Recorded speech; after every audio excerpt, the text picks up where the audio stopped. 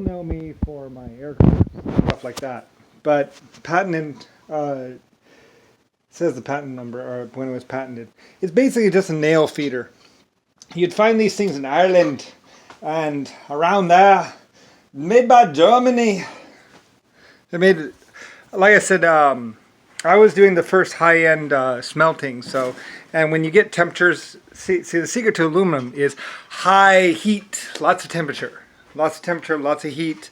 And like I said, everyone always wondered, well, what is it about aluminum that takes so much power? And well, you have to heat up the metal. And it's also the graphite rods that are important. And you need hydropower in order to do, well, nowadays we have enough nuclear power plants that we do it the other way. But usually hydropower. Westinghouse and all that. Me.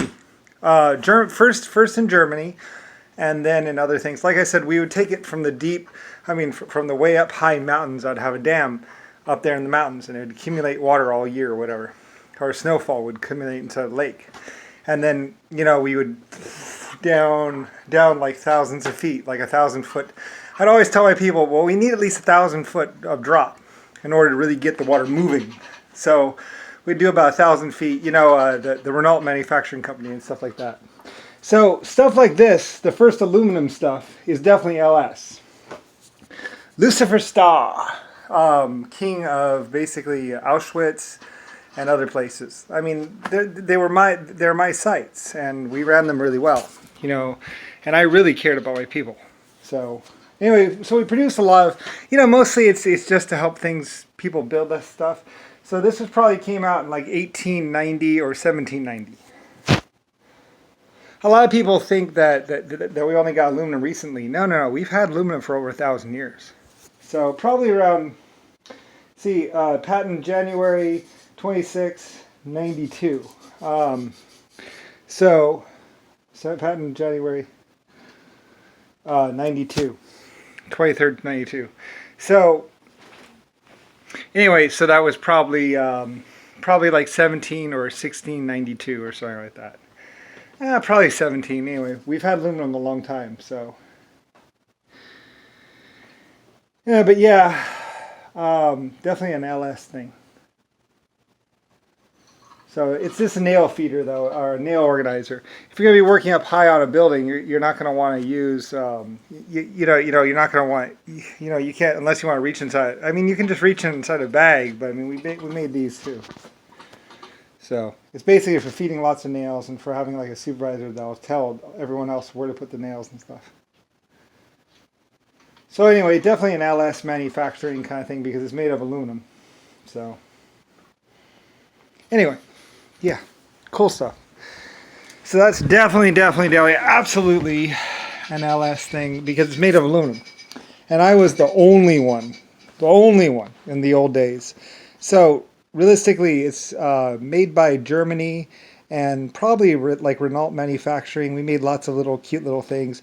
I mean, it was expensive and most people bought them because it was me, and it was made by Germany, and mostly we just gave them out to the work crews to try them out, and sometimes they use them, sometimes they didn't. I mean, usually these things were just tests, so not very many of them were built. Sometimes people did like them and they did use them, so, it all depends.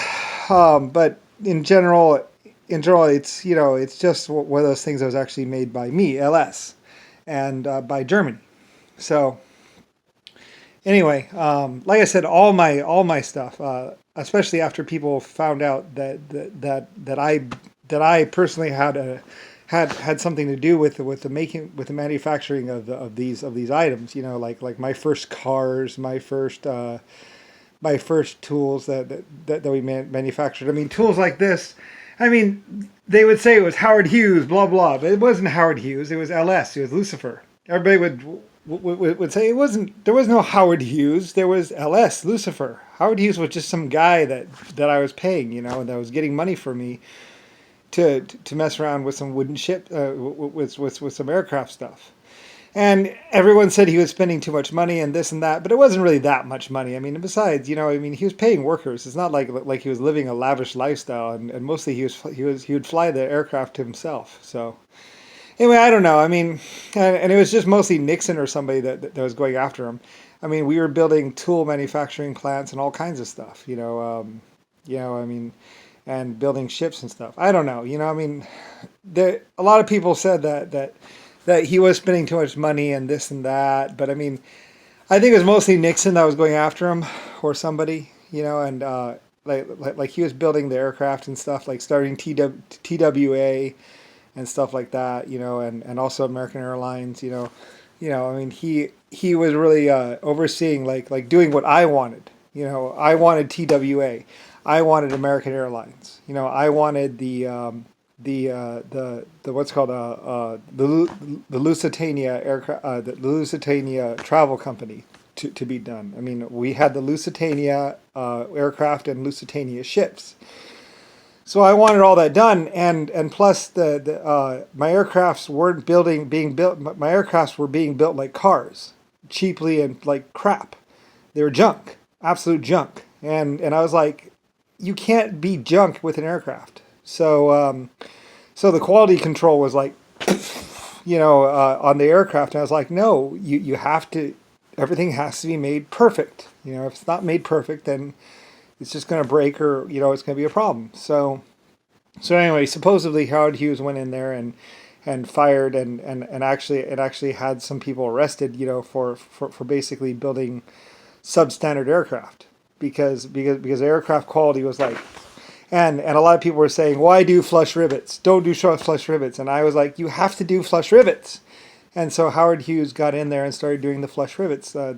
His team was basically doing everything that I wanted to be done. The flush rivets on the aircraft, the higher quality on everything. Like he was actually doing what I wanted to be done, rather than just doing nothing. At least as far as I know, he was one spearheading all the actual like anti-corruption. And I think he was mostly going up against like Nixon and other people.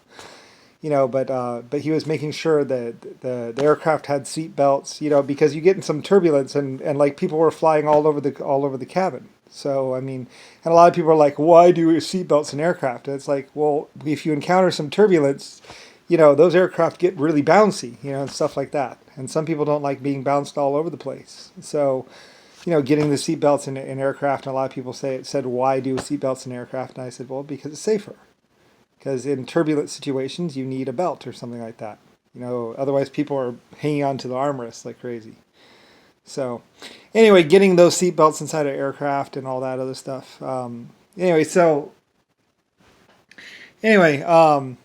It's actually probably made in Germany and actually probably made by LS Manufacturing or Renault Manufacturing. I mean, the Renault family was doing it or something like that. I had my Renault team basically. I mean, I had my different people. I also had people in China. I had people in Russia. I had people all over the place. And most people didn't understand how long or how many people I had. I had whole generations of people. They all basically knew me as Lucifer Star, the one with the spaceship, with the colony ship, the LSF-A colony ship, the creator, or whatever. I don't know. Epic inventor. The one who did all these mines and wanted mountains to be mined. And leader of 12 races. Anyway, though, but yeah, I mean, I don't know how much they actually knew about me. I mean, but Richard Nixon didn't know anything about me, and nor did John McCain. I mean, they didn't really know me other than a name, America, or something. Like I named America. They just grew up with it inside of my countries, or inside of on my planet.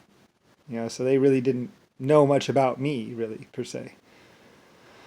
Just like nowadays, people don't really know LS Lucifer Star. I mean, I'm barely a name, if that. Not even really mentioned in the Bible or anything. It's like, how could you not know your creator? How could you not know someone who has been to Earth 3 times in a colony ship and picked up people from Earth 3 times and taken them out to space? Like, how could you not know that? Anyway, I don't know.